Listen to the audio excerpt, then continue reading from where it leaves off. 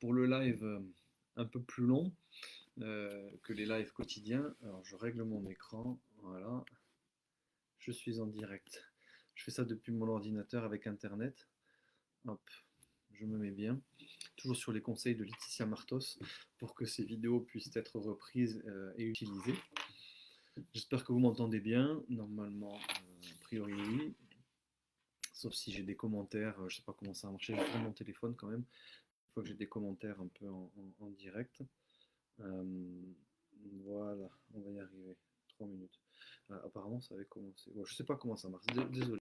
Donc, bonjour, je suis Jean-Marie Ximena, paysan boulanger, artisan boulanger, paysan, agriculteur, comme on veut. Je travaille la terre sur ma ferme pour cultiver des céréales depuis 7 ans maintenant que je me suis installé, ça va faire 8 ans même, pour cultiver des céréales que je transforme en farine et en pain grâce à mon moulin de type astrier. Je suis du coup également artisan boulanger. Je me suis formé pour vraiment assurer la transformation de la matière première que je produis sur mes terres agricoles. Et en plus de ça, j'ai également une activité de fabrication artisanale de moulins à meules de pierre de type astrier. L'entreprise s'appelle Astrea. Et la vocation d'Astrea est très liée à mon activité agricole puisqu'il s'agit de fabriquer des machines, en premier lieu le moulin de type astrier, de fabriquer des machines qui permettent aux paysans d'être autonomes, d'être souverains, de pouvoir gagner leur vie autrement qu'en vendant une matière première directement à la coopérative agricole, par exemple. Mais on va reparler de tout ça. L'idée de ce live aujourd'hui, un peu plus long que d'habitude, c'est de poser la question et tenter d'y répondre. Quand on est agriculteur, quand on est paysan, peut-on vivre dignement de son travail? Pour moi, c'est une vraie question qui m'anime depuis que j'ai réfléchi à m'installer, à me reconvertir. C'est une reconversion professionnelle. Je me suis installé en hors cadre familial, même si du côté de ma maman, ma famille sont éleveurs en bovin lait en Lozère et j'ai des très fortes attaches à ce territoire et à cet héritage familial qui a, qui a compté pour beaucoup dans ma reconversion, dans ma décision de reconversion pour devenir paysan. Et donc cette idée vraiment de vivre dignement de son travail, pour moi, elle colle vraiment à la décision de devenir agriculteur, parce que personne n'a envie de se lancer pour ensuite tirer le diable par la queue, surtout en faisant un métier qui parfois peut être pénible, mais qui est souvent un métier passion, mais qui a une certaine pénibilité, une certaine dureté, qui moi me plaît, que je recherche. Le côté, on va dire, physique, hein, pas le côté pénible, je ne suis pas maso. Mais associé à ça, il y a aussi la question de la rémunération, euh, du, de la rémunération de notre travail, de l'efficacité de notre travail. Donc peut-on en étant agriculteur, en étant paysan, j'utilise à chaque fois les deux terminologies parce que certains préfèrent l'une que l'autre. Moi j'aime beaucoup le terme paysan, mais voilà, agriculteur n'est pas forcément dépréciatif et on ne va pas commencer à faire une étymologie précise de chaque mot avec les connotations, les intentions que chacun y mette. Pour moi, ce qui est important, c'est de travailler la terre. Je considère que la terre, je la reçois en héritage. Enfin, non, il y a une phrase comme ça. Je, la terre ne m'appartient pas, mais en gros, c'est un prêt des générations futures. En tout cas, je suis responsable de ce que je fais sur les terres que je travaille. Euh, je suis responsable au regard des générations futures. C'est-à-dire qu'en gros, il ne s'agit pas de faire n'importe quoi, parce qu'ensuite, ça aura des conséquences pour ceux qui viendront après moi. C'est aussi simple que ça, dit un petit peu différemment. Donc je reviens sur mon sujet, je me suis fait quelques petites notes, donc quand je baisse la tête, c'est pour regarder mes notes. Agriculteur, paysan, et si vous pouviez vivre dignement de votre travail. Je vais essayer de répondre avec quatre points, de structurer ça de façon un petit peu cohérente, avec déjà l'état d'esprit, peut-être définir un peu aussi ce que ça veut dire, vivre dignement de son travail, l'état d'esprit que ça implique. Voilà, ce premier axe, l'état d'esprit. Ensuite, les remises en question que ça nécessite. Les remises en question à plusieurs niveaux. On va voir un peu voilà, quelles peuvent être ces remises en question dès lors qu'on commence à réfléchir sur la rémunération et la qualité du travail en tant que paysan. La notion de souveraineté, donc premier axe, voilà, l'état d'esprit. Deuxième axe, la remise en question, qui est un état d'esprit, mais on va essayer de développer ça en fait. Le troisième axe, la souveraineté, la question de la souveraineté. On va voir qu'elle peut être à plusieurs niveaux. Voilà, tout ça procède d'un enchaînement plus ou moins logique que je veux être essayer de vous faire paraître logique. Pour terminer avec le quatrième point sur voilà, un exemple. Un exemple. Et là, je donnerai un exemple témoignage où je parlerai de mon cas, de mon expérience, et en lien avec Astrea, avec l'entreprise Astrea, que j'ai fondée à peu près au même moment où je me suis installé. Donc, l'état d'esprit pour répondre à cette question, peut-on vivre dignement de son travail en étant paysan, en étant agriculteur, en travaillant la terre, en étant éleveur, paysan de la mer, voilà, j'habite dans, ma ferme est dans l'Hérault, près de l'étang de Thau, il y a voilà, des fermes ostréicoles, des exploitations ostréicoles, donc voilà, j'aime beaucoup ce terme aussi, paysan de la mer, auquel on ne pense pas toujours, mais voilà, tout ce qui consiste à travailler notamment avec le vivant, pour produire des matières premières, pour produire de la nourriture pour les hommes et les femmes qui nous font confiance.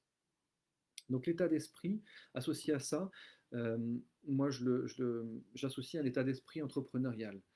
Ça peut paraître évident, mais je trouve que dans le monde agricole, l'état d'esprit entrepreneurial qui est fait d'indépendance, de souveraineté, de remise en question, n'est peu plus ou pas présent. J'entends par là que le modèle souvent que l'on observe, c'est que le paysan, l'agriculteur, pardon, est souvent quelqu'un qui va dépendre de personnes qui vont l'empêcher d'être indépendant. C'est pas un complot, mais qui vont l'empêcher peut-être à leur corps défendant, mais le résultat est le même. C'est-à-dire qu'on se retrouve au sein d'un système où on n'est plus maître de ce qu'on fait et du coup on n'est plus maître de notre rémunération. On n'est plus maître de ce que va nous rapporter le travail que nous effectuons jour après jour, péniblement souvent, même si ça nous plaît. Et c'est là qu'il y a peut-être un petit problème. Mais c'est déjà dans l'état d'esprit que l'on a. C'est-à-dire que je veux être paysan, je veux être agriculteur. Euh, il faut que dans ma tête, j'ai cette capacité à être indépendant, à être entrepreneur. Entrepreneur, c'est quelqu'un qui, peut-être à partir de rien, va créer de la valeur pour répondre à une demande, pour servir un client. Entrepreneur, c'est ça. C'est tout bête. C'est quelqu'un qui s'aperçoit qu'il y a un besoin qui n'est pas comblé ou mal comblé et qui va apporter de la valeur ajoutée à travers ses connaissances, à travers sa force de travail, à travers son réseau, pour répondre à ce besoin. Que ce soit qualitativement, quantitativement, géographiquement, voilà, il y a plusieurs axes, plusieurs angles, mais l'entrepreneur, c'est quelqu'un qui a la capacité à transformer la matière, à transformer le réel, à transformer des relations pour produire de la valeur ajoutée. Et je trouve que c'est cette réflexion autour de la valeur ajoutée qu'on ne trouve plus, ou en tout cas qu'on n'associe pas spontanément au métier de paysan ou d'agriculteur. En tout cas, pas assez à mon sens. Vous voyez, l'idée, c'est de faire des généralités. Donc forcément, il y a des contre-exemples, forcément, il y a des exceptions, forcément, il y a des évolutions. Mais là, je raisonne en tendance lourde sur des décennies, sur le modèle qu'on peut observer dans le monde agricole français depuis des décennies. On va produire une matière première sans valeur ajoutée pour la vendre à un client unique qui nous dira cette année c'est tant. Que ce soit pour les céréales, que ce soit pour le lait, que ce soit pour n'importe quelle matière première. On prend tous les risques lorsqu'on est paysan, notamment le risque climatique, pour produire une matière première de la meilleure qualité possible avec les moyens que l'on a.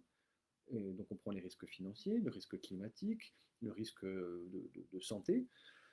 Cette matière première, c'est souvent un interlocuteur unique, une coopérative ou un gros client à qui on va béner les remorques, à qui on va vider le temps calé, et qui va nous rémunérer. Mais ce n'est pas nous qui décidons de la rémunération, c'est le marché, on va dire. Voilà. Donc, d'une année sur l'autre, je produis le même travail, mais ma rémunération, que je ne maîtrise pas, n'est pas la même. Ça fait beaucoup de choses que je ne maîtrise pas. Alors que mon travail est identique, mes efforts sont les mêmes, l'investissement, quand je disais aussi en termes de risque, il y a un risque financier, parce que les investissements sont pour moi, que ce soit le bâtiment, le matériel agricole, tout coûte de plus en plus cher. Et pour produire, il faut investir. C'est-à-dire qu'on ne peut pas s'installer comme agriculteur avec une petite fourgonnette et un ordinateur pour faire des devis ou pour passer des commandes, encore moins comme avec simplement un ordinateur et un téléphone si j'étais consultant. Donc il y a des gros investissements. Et je ne parle même pas de l'outil de travail principal que sont les terres agricoles. Là, il y a un coût d'accès qui est très très élevé. Donc voilà, c'est-à-dire qu'il y a tous ces risques-là, et en face, il y a un interlocuteur unique qui décide arbitrairement, sans que j'ai forcément mon mot à dire, sur la base d'un contrat, quand il y en a un euh, qui a été signé en amont, mais soit cette base-là va décider de ma rémunération. Donc en termes d'état d'esprit, c'est peu compatible avec un état d'esprit d'entrepreneur. Là, ce que je viens de décrire, c'est plus la situation de quelqu'un qui dépend de tout le monde, qui est en bout de chaîne et qui au final ne maîtrise plus grand-chose. Et qui ne maîtrise du coup pas du tout sa rémunération. Et quand on lui dit, je vais caricaturer pour illustrer mon propos, si je suis céréalier et que je baigne mes remorques de céréales dans une coopérative lambda, euh, si quand je vais baigner mes remorques, on me dit, bah, quand la prochaine fois que tu viens, tu mets un pantalon bleu, sinon tu baignes pas, j'ai pas tellement d'autre choix que de mettre un pantalon bleu. Enfin, c'est une caricature, c'est pour vous montrer l'absurdité du truc, le jusqu'au boutisme, si je pousse le raisonnement à son extrême, pour montrer qu'il est absurde et combien, dans ma position, si je suis dans la position de celui qui baigne la remorque, je suis dépendant de cet interlocuteur qui peut m'imposer des contraintes stupides, absurdes, comme de mettre un pantalon bleu ou un chapeau rouge, pour que je puisse être payé à un moment donné, quoi.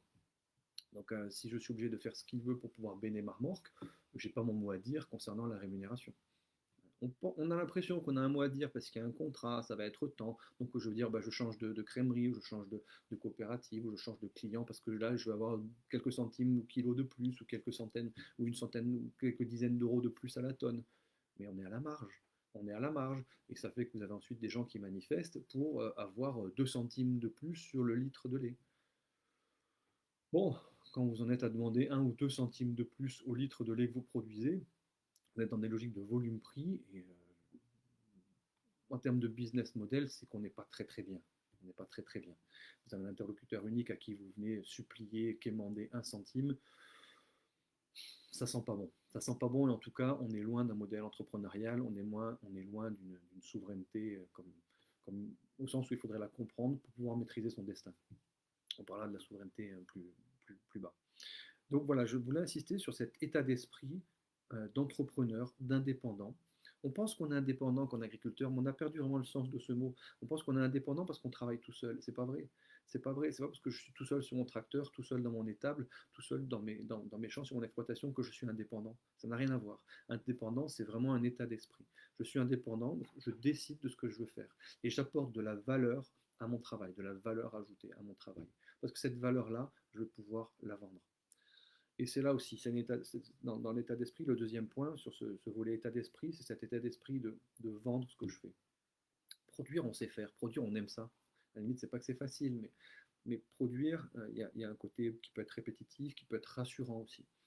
Mais le deuxième aspect de cet état d'esprit particulier, en plus de l'indépendance, c'est cette capacité à vendre, à nous vendre, à vendre nos produits. Parce que si on apporte une valeur ajoutée et qu'on ne sait pas la vendre, c'est comme si on n'avait rien fait. On a fait même, voilà, on transforme pas l'essai quelque part. Et cet état d'esprit de vente, qui est souvent mal connoté. En France, il y a un côté peut-être que moi je trouve, c'est pas un jugement, je trouve en France par rapport à d'autres pays, peut-être plus, nous avons des pays anglo-saxons où le fait de vendre n'est pas associé à de suite quelqu'un qui va vous escroquer. Euh, Souvent le métier de commercial en France n'a pas forcément une bonne image. Un commercial, c'est quelqu'un qui va essayer de vous vendre quelque chose dont vous n'avez pas besoin. J'ai une vision un peu différente des choses. Pour moi, un commercial, c'est quelqu'un qui va m'apporter un savoir, qui va m'apporter un service euh, à travers une vente. Maintenant, je suis un grand garçon. Si j'ai quelque chose si je n'ai pas besoin de quelque chose, bon, ben, je ne vais pas le prendre quand même.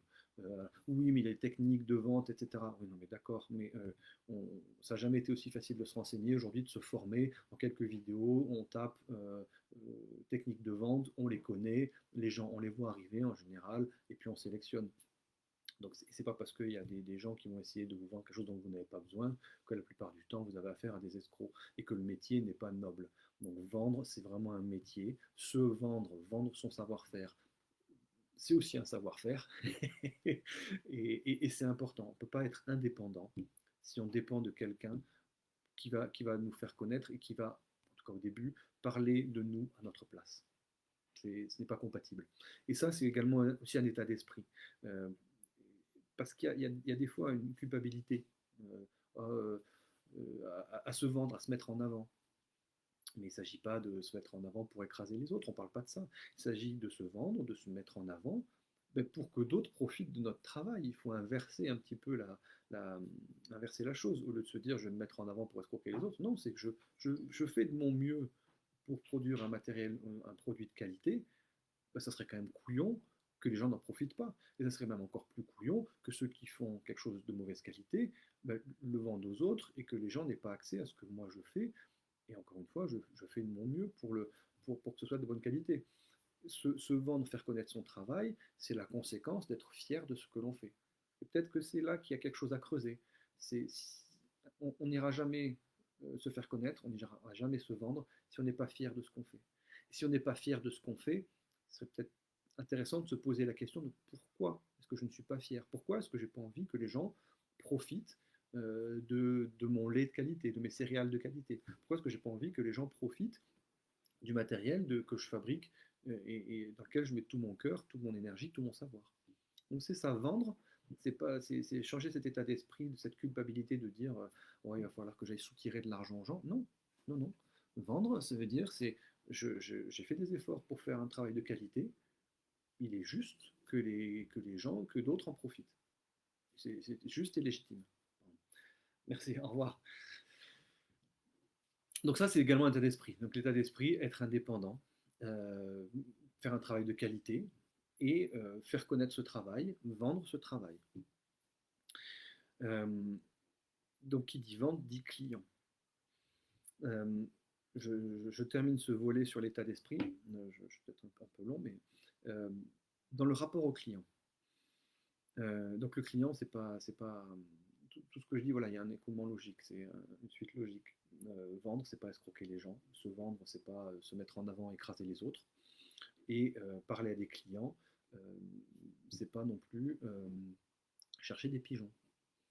Euh, Ça peut paraître évident, mais ça me paraît important peut-être de préciser ça. Le client, fondamentalement, c'est la personne qui donne un sens à notre travail. Clairement. Je vais illustrer ça de façon très imagée. Si demain, donc je produis des céréales, hein, blé, petit épeautre, sur mes terres dans l'Hérault. Si demain je baigne à une coopérative mon blé, donc je recule ma remorque, je baigne, je prends mon bon et je repars. C'est pas l'ouvrier de la coopérative, je peux très bien m'entendre avec lui, qui va me dire ouais, bravo, merci pour ton travail, super ton blé. Non, il enregistre un poids, il me dit tiens, prends ton papier, c'est bon, on se tape dans la main, comment ça va les enfants, etc. etc. Mon blé, je le transforme en farine et en pain. Je vends mon pain toutes les semaines au marché. Au marché, je suis face à mes clients, Et c'est ça la différence. C'est-à-dire que la personne qui réceptionne mon blé à la COP, c'est pas mon client, c'est un employé. La personne à qui je vends mon pain au marché, c'est un client. Il va manger mon pain. J'ai des clients euh, qui me remercient pour mon travail, qui me serrent la main, qui me disent merci monsieur pour votre travail, merci pour votre pain, parce qu'il est bon, parce qu'on peut le manger, parce qu'on le digère. Et ça change tout. Ça donne un sens profond à mon travail. Vider une remorque, ça ne donne pas de sens à mon travail. Alors je peux me dire, je nourris le monde. On peut se dire ça, je nourris le monde. Oui, oui, on peut se dire ça. Bon. La famine progresse dans le monde. Il y a quand même beaucoup de gens qui meurent de faim dans le monde. J'ai pas l'impression qu'il y ait une grosse amélioration. Donc me dire je nourris le monde, au-delà du fait que ça paraît un peu présomptueux, un peu prétentieux, je ne vois pas d'amélioration, malheureusement. Par contre, quand je vends mon pain, je ne me dis pas je nourris un tel, je nourris un tel, mais par contre, je me dis mon produit qui nourrit les gens est apprécié. Et je le vois et on me le dit. Et ça donne un sens à mon travail. Ça me motive pour refaire le pain, refaire la fournée, transpirer devant le four, couper le bois. Ça, c'est motivant. Ça donne un sens à mon travail. Et c'est le client final qui donne un sens à mon travail. Que je fasse du pain, des yaourts, de la viande, que sais-je. Et ce n'est pas seulement vrai dans l'agriculture ou dans l'agroalimentaire. Chez Astrea, on fabrique des moulins. Euh, mais plutôt que d'avoir des compagnons, des opérateurs qui ont chacune des tâches divisées en sous-groupes par rapport à différentes parties de la machine, on a, pardon, on a fait le choix d'avoir un mode de production où l'opérateur, le compagnon, est autonome de A à Z sur l'ensemble de la machine. Donc c'est lui qui va assembler, fabriquer toute la machine, avec les parties techniques, notamment la meule de pierre, et qui va être responsable de son travail devant le client. Et c'est lui qui va livrer le moulin, qui va former le client à l'utilisation du moulin. C'est lui qui livre le moulin au client final. Et il signe son moulin, il signe son travail. C'est-à-dire qu'il met son nom sur la machine qu'il a fabriquée. Et il en est responsable devant le client. Et c'est cette relation avec le client qui donne un sens à son travail. Et là, je ne suis pas en train de parler de fabriquer un aliment, je suis en train de parler de fabriquer une machine. Donc ça a des implications dans l'organisation, dans la gestion des flux de production, ça a une implication dans la gestion et la formation du personnel face aux clients, ça a des implications aussi dans la réception des clients. Voilà, tout, ce sont des choses qu'on a mises en place parce qu'on est convaincu que c'est le client qui donne un sens à notre travail.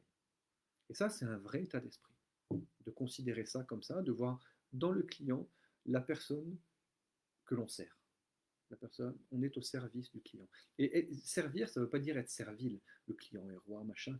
Peut-être le client est roi, mais il faut le prendre dans le bon sens du terme. Souvent, on a ce genre de dialogue que je trouve débile. Le client est roi, et vous avez des fois la réponse ah oui, mais en France, Laurent, on lui a coupé la tête. Ouais, super. Qu'est-ce que c'est que ça c'est débile. Ça me gonfle ce genre de phrase à l'emporte-pièce.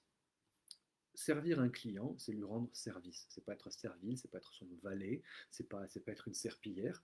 C'est lui apporter quelque chose dont il a besoin et contre lequel il me donnera une rémunération en échange du travail que j'ai effectué, du savoir et du sérieux que j'ai mis pour lui apporter ce service-là.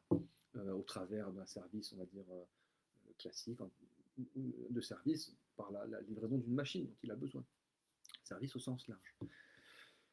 Mais pour servir, il faut être indépendant, il faut également avoir la capacité de rendre compte de notre travail, de vendre notre travail. Vendre, c'est parler d'eux, parler de notre travail, pour servir le client qui donne un sens à notre travail. Donc cet état d'esprit, pour répondre à la question, voilà, peut-on vivre dignement de notre travail, ça ne concerne pas forcément que les agriculteurs, mais j'ai envie de le relier au monde agricole parce que je trouve que c'est un état d'esprit qu'on rencontre peu, ou pas assez. Peut-être plus avec une génération qui arrive, souvent avec des gens qui s'installent hors cadre familial, donc qui ont d'autres codes de l'entreprise, de l'entrepreneuriat, que la transmission séculaire intrafamiliale d'une exploitation et on perpétue un business model qu'on pourra décortiquer mais qui n'est plus très pertinent, à savoir produire une matière première sans lui apporter de valeur ajoutée et dépendre d'un client unique. S'aperçoit que si ça ne favorise pas un état d'esprit entrepreneurial, indépendant et tourné vers le client. Voilà un peu pour mon premier point concernant voilà, cet état d'esprit pour répondre à cette question de la rémunération, de vivre dignement de son travail. Et ça me permet de faire la transition avec la remise en question. Vous comprenez bien que déjà, dans ce que j'ai dit, en creux, il y a une remise en question du modèle, du business model agricole, que je viens de citer, produire une matière première, dépendre d'un client unique. La remise en question de ça, elle paraît évidente. Aucun entrepreneur n'accepte de faire ça. Et si on retrouve ce business model dans le monde agricole, c'est parce que quelque part on est subventionné. Demain, quelqu'un se lance, un artisan se lance en disant voilà, je vais produire, je sais pas, je vais produire du cuivre. Je suis plombier, je vais produire du cuivre. Je suis électricien, je vais vendre du fil. Et encore, là déjà, il y a un peu de valeur ajoutée, mais je sais pas, moi je suis métallier, chaudronnier, je vais vendre des barres de métal. Personne ne fait ça. Personne ne. Donc, être entrepreneur, c'est vraiment apporter une valeur ajoutée. Je suis chaudronnier, je sais souder au TIG, je sais rouler des tôles, je vais fabriquer des pièces. J'apporte une valeur ajoutée à la matière première qu'est le métal. Pareil pour n'importe quel artisan. Pareil pour un chef d'entreprise qui va produire des machines, qui rassemble de la matière première, qui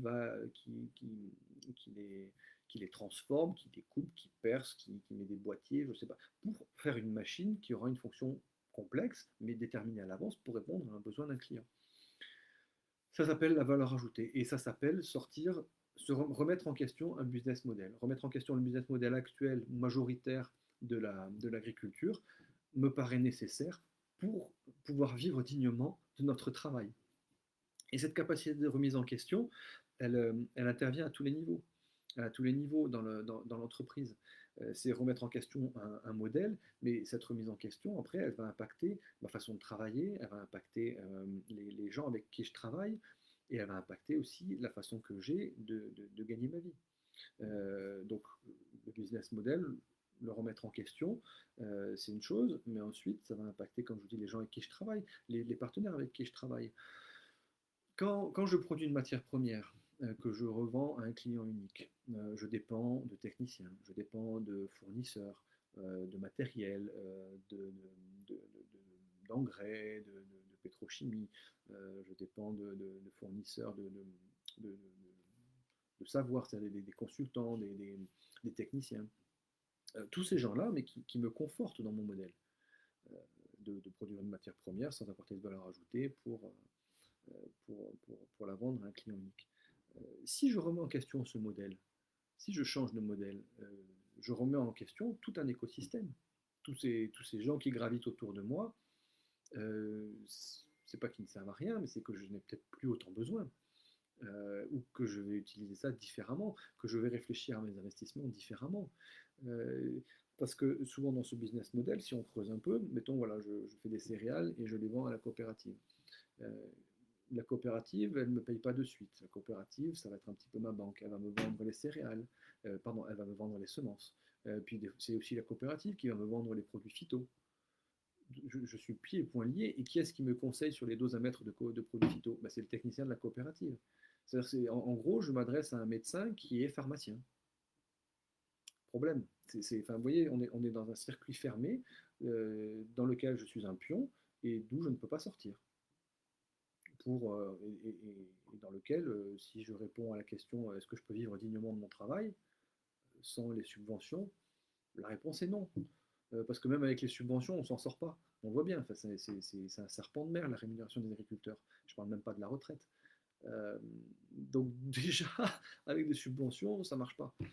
Ça vivote, ça perdure, enfin, non, ça perdure pas, puisque on perd, je ne sais plus, par an ou par un équivalent en surface agricole, il y a plusieurs raisons, mais les agriculteurs disparaissent. Enfin, sur les dernières décennies, le nombre d'agriculteurs a drastiquement baissé. Il y a toute une génération qui va arriver en fin d'activité. Et, et puis il y a tous les suicides dont on parle peu. Quand dans une grande multinationale il y a quelques suicides et c'est dramatique, ça fait la une des journaux, statistiquement, les agriculteurs, on sait que c'est 1 à 2 suicides par jour en France, par jour. C'est un drame humain. Et tant que vous n'avez pas connu ou que vous n'avez pas été touché par des proches ou des amis à qui c'est arrivé, on ne s'en rend pas compte. On ne se rend pas compte de ce que c'est d'avoir un papa, un ami, un oncle qui s'est pendu dans sa grange ou qui s'est foutu en l'air parce qu'il n'y arrive plus. Parce qu'il n'y arrive plus, parce que son travail n'a pas de sens et qu'il ne voit aucune issue.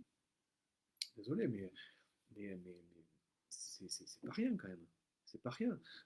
Et forcément, ça pose question. Quand je parle de remise en question, moi, c'est ça que j'ai envie de faire péter.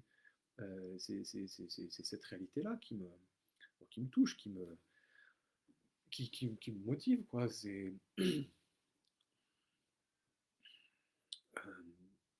désolé, je digresse un peu, mais quand chez Astrea, on veut rendre le monde agricole indépendant, souverain, avec des outils qui permettent de transformer la matière première, mais c'est ça qu'il y a derrière. C'est cette réalité, c'est ces drames humains qu'on n'a pas envie de voir, qui moi, me révoltent. Euh, mais pour ça, voilà, il faut remettre en question les choses, il faut remettre en question un système établi. Et, euh, et j'en parle parce que ça me touche, mais je sais qu'il y a je suis optimiste quand même parce que je sais qu'il y a des gens qui s'en rendent compte, il y a toute une jeunesse, toute une génération, et des fils ou des filles d'agriculteurs qui ont bien ça en tête et qui changent les choses. Et et on n'en parle pas assez, sauf quand c'est le salon de l'agriculture une fois à Paris, où ça, il y a quelques-unes où voilà, on se rappelle qu'il y a des agriculteurs. Et il n'y a aucune colère quand je dis ça, il n'y a pas d'aigreur parce que c'est pas, il n'y a pas de revendication, il ne s'agit pas de devenir des têtes de gondole de quoi que ce soit, il ne s'agit pas de faire la une des journaux. Et je veux juste rendre hommage en disant ça aux gens, voilà, aux humbles, aux gens dont on ne parle pas, qui ne se mettront pas en avant, mais qui œuvrent pour justement un changement, une remise en question au sein de l'agriculture du modèle agricole dominant. Et c'est dur parce que ça nécessite de changer les mentalités, ça nécessite d'aller des fois contre le regard des autres, des voisins, de la famille, parce que c'est un nouveau modèle, parce que ce sont de nouvelles pratiques, cette remise en question qui, après, en cascade, va avoir beaucoup d'implications dans la vie quotidienne. Pour un mieux, c'est pour ça qu'on le fait, mais c'est pas facile de faire changer la course d'un paquebot ou d'un train qui est lancé à grande vitesse, quoi. Il y a toute une inertie derrière. Et là, je parle dans les grandes lignes, mais à chaque fois, il faut bien se rendre compte qu'il y a des vies derrière. Il y a un quotidien, il y a des parents avec leurs enfants, il y a des grands-parents avec leurs petits-enfants, il y a des vies de village, des vies de campagne, des équilibres qui doivent être remis en question et qui meurent s'ils ne le sont pas, et quand ils sont remis en question, qui luttent pour ne pas l'être, alors qu'ils vont mourir. Et c'est là toute la difficulté.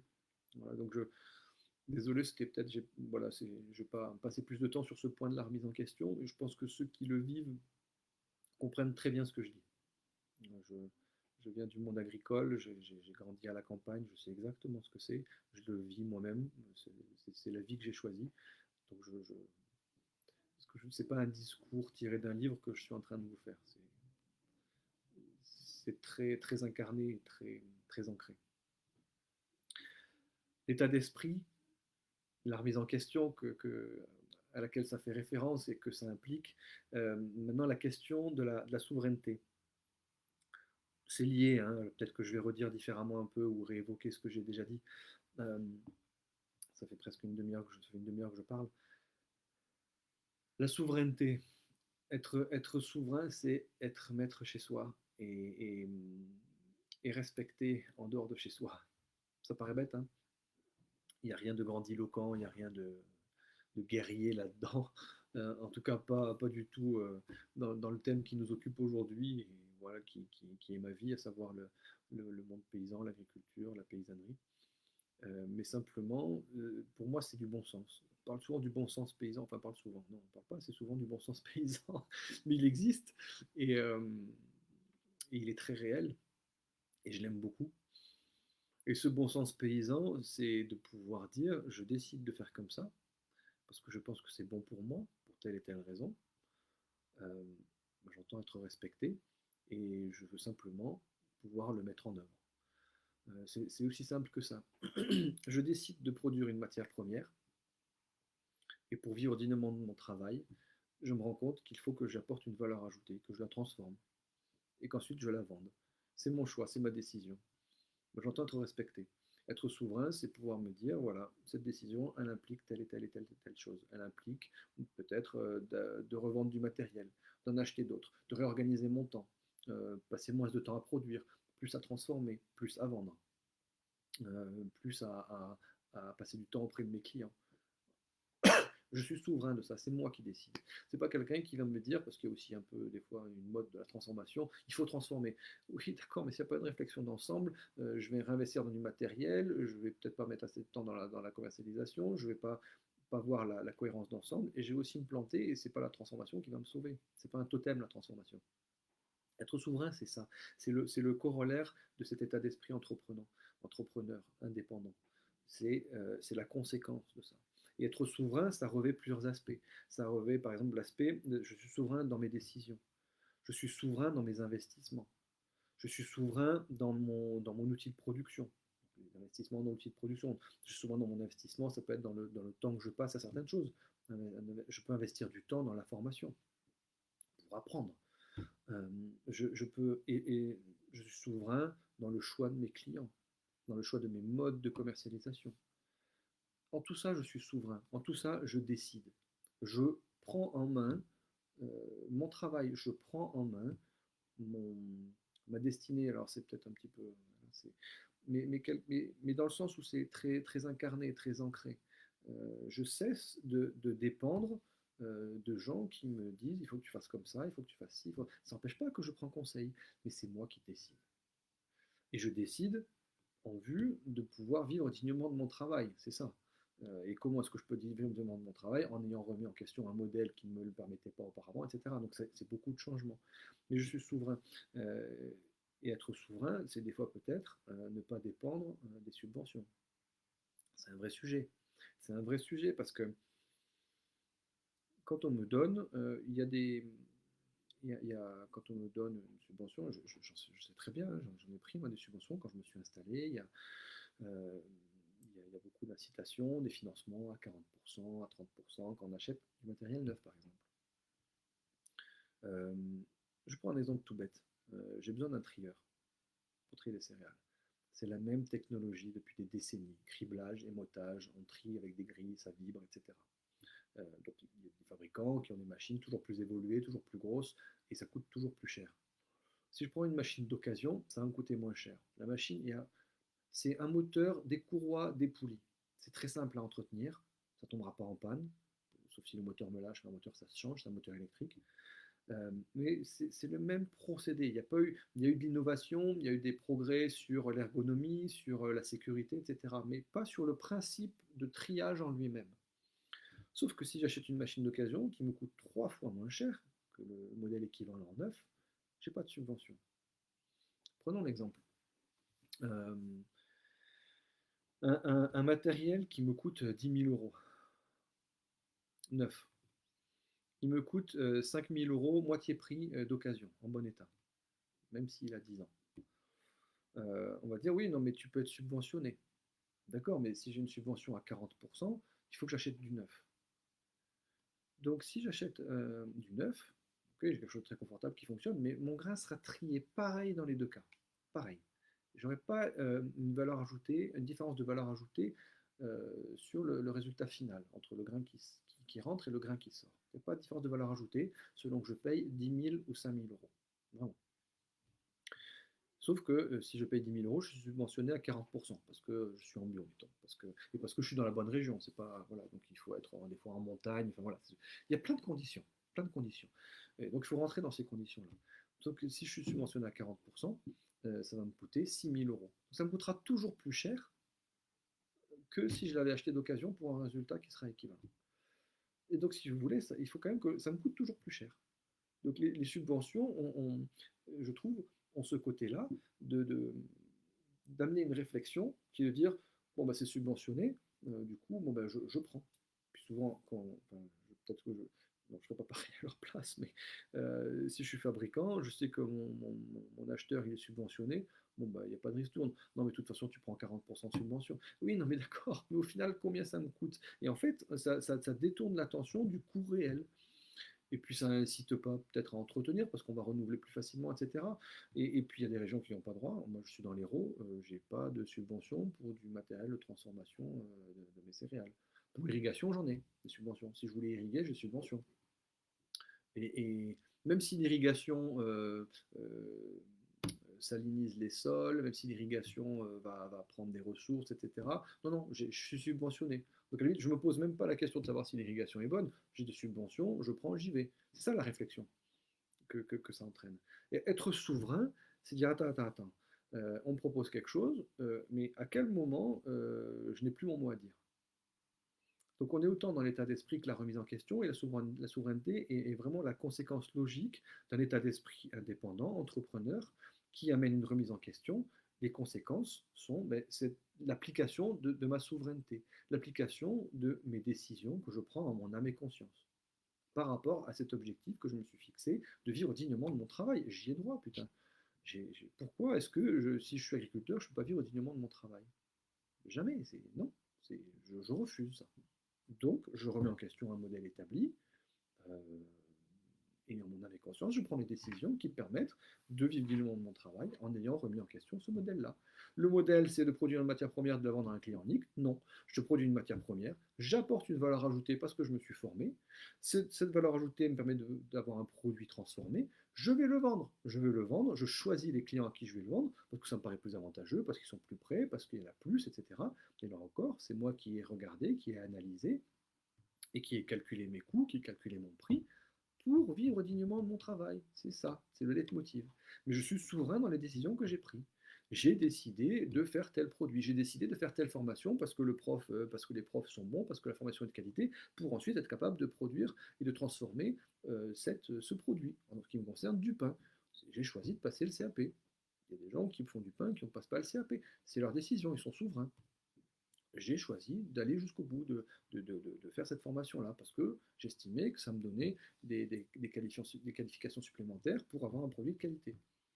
C'est ma décision. Même ça ne regarde que moi. Euh, je décide de vendre en direct, de faire un marché. D'autres vont dire, ben non, moi ma décision c'est de passer par des revendeurs, parce que j'habite à Pétaouchnok et que le premier marché il est à 1 heure, et que c'est plus simple pour moi de faire une livraison, une tournée par semaine à des magasins.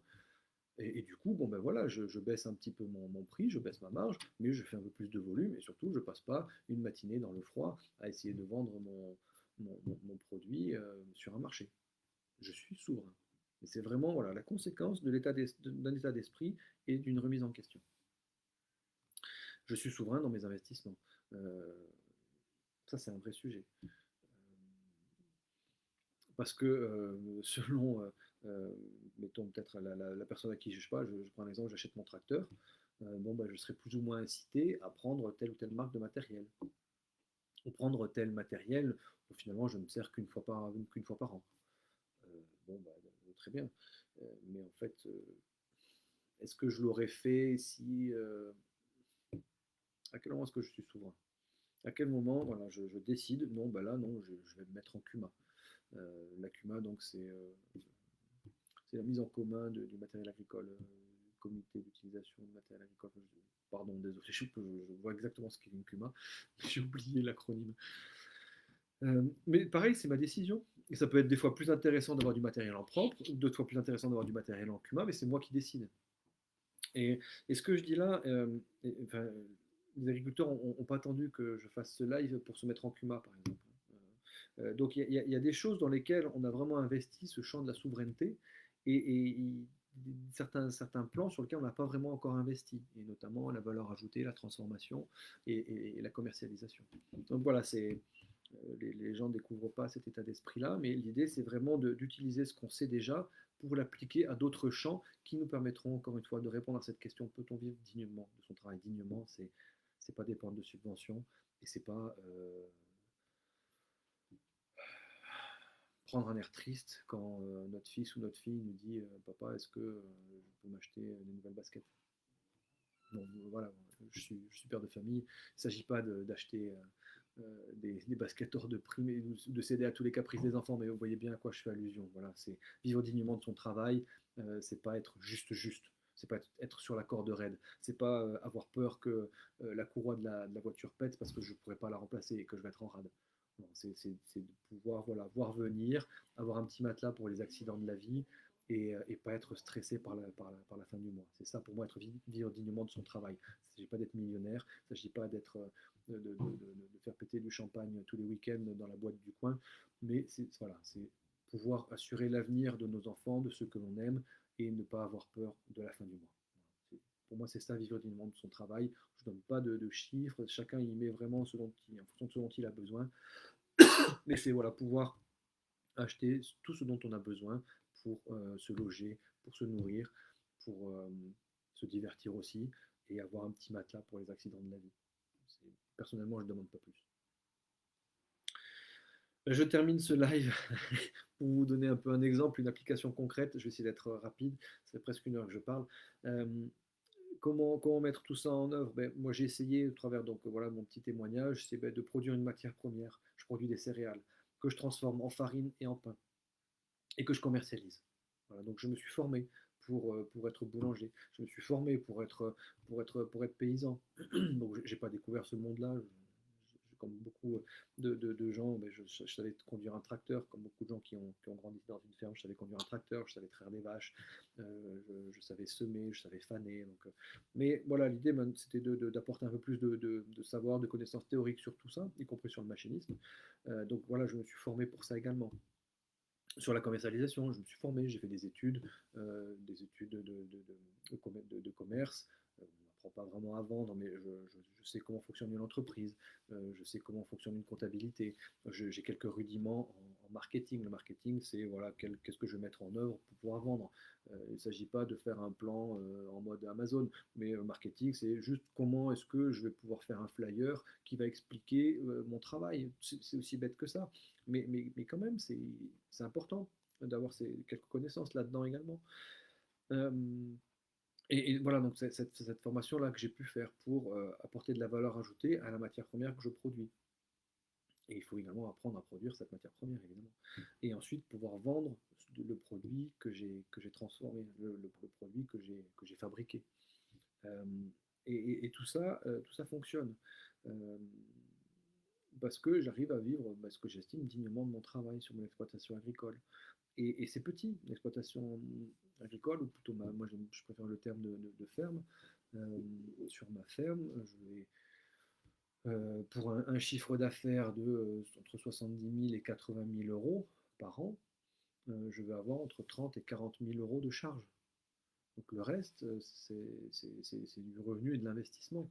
Sachant que dans les charges, j'ai une part de renouvellement, enfin voilà, il y a l'amortissement, je compte tout ça. Donc, mais grosso modo, c'est possible de gagner plusieurs milliers d'euros par mois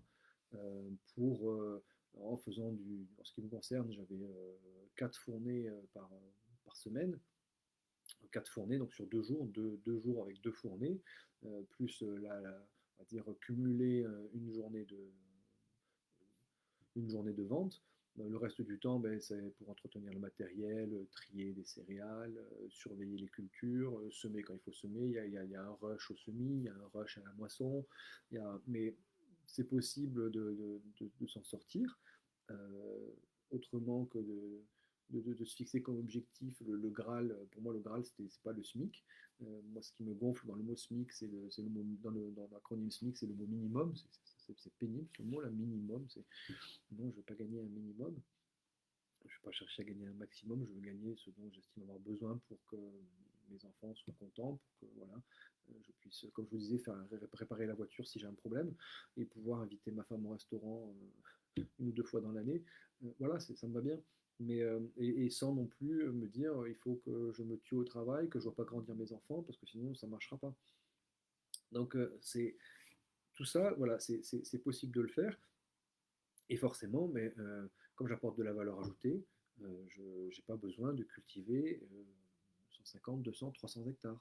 Je suis céréalier, je cultive 35 hectares de terre. Donc j'en ai racheté un petit peu maintenant, mais je me suis lancé avec 35 hectares de terre.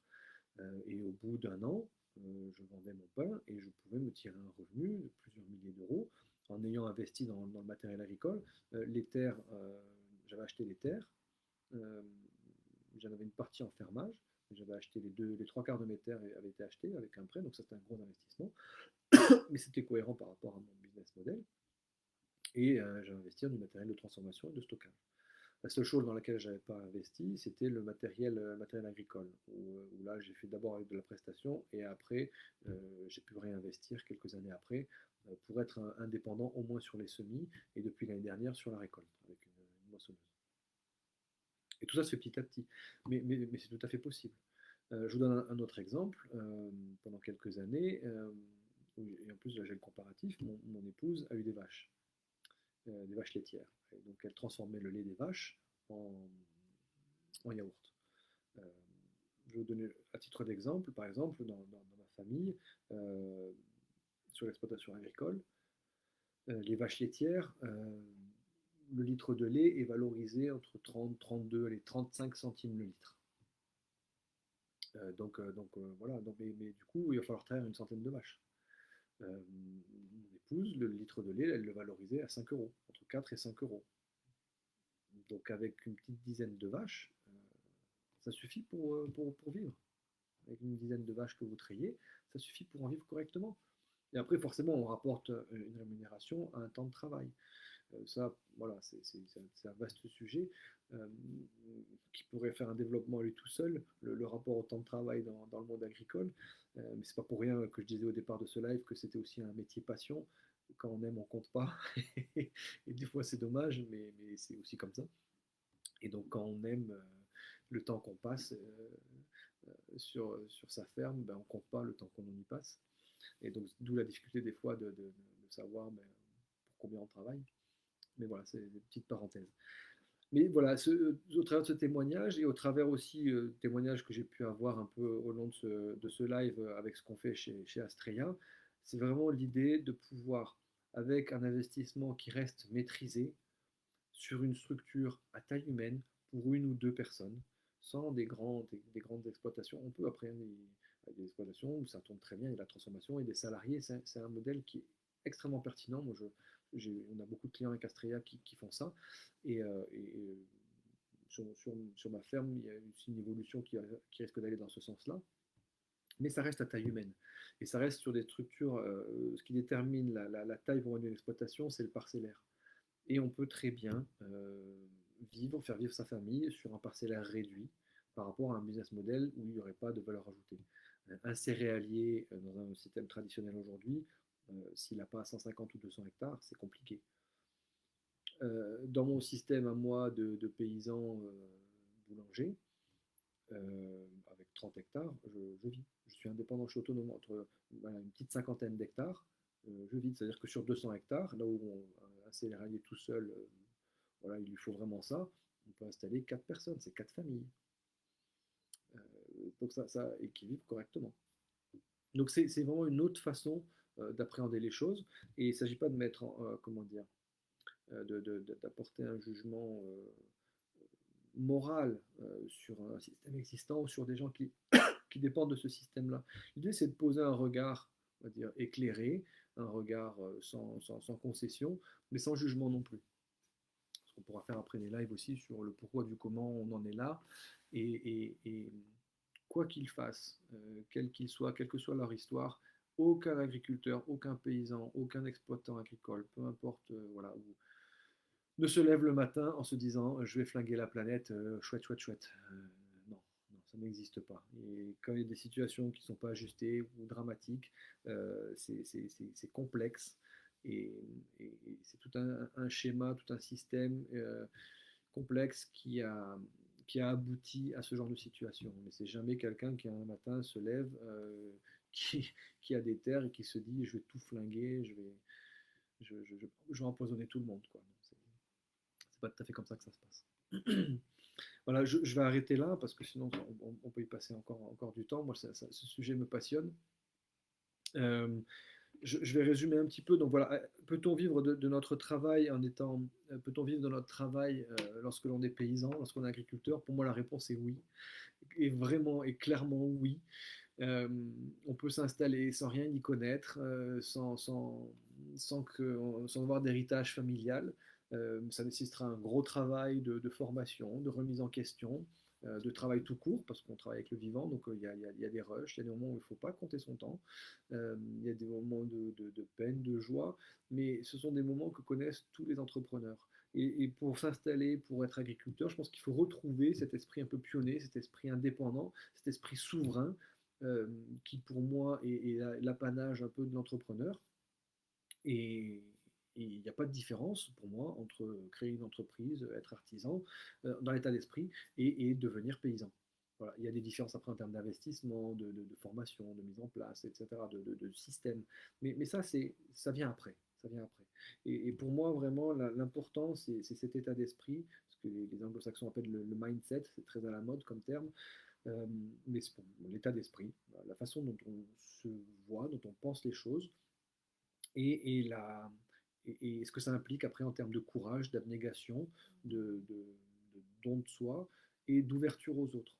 Il y a quand même beaucoup de ça. Tout ce que j'ai pu dire sur la commercialisation, sur le rapport aux clients, sur le fait de servir les clients, dans le bon sens du terme, c'est une question d'ouverture aux autres et même d'amour des autres, d'amour de ce que l'on fait, d'amour de soi, on est fier de ce que l'on fait. on le fait bien et on est fier de le proposer aux autres. On a plaisir à proposer aux autres. Parce que on a la capacité à s'aimer, dans le bon sens du terme, pas être orgueilleux, mais à être fier de nous. Et comme on aime les autres, mais on veut leur en faire profiter, on veut le leur partager. Ça, désolé si ça vous paraît à l'eau de rose, en tout cas moi c'est ce qui m'anime et j'étais vraiment content de partager ça avec vous et je vous dis à demain. Ciao.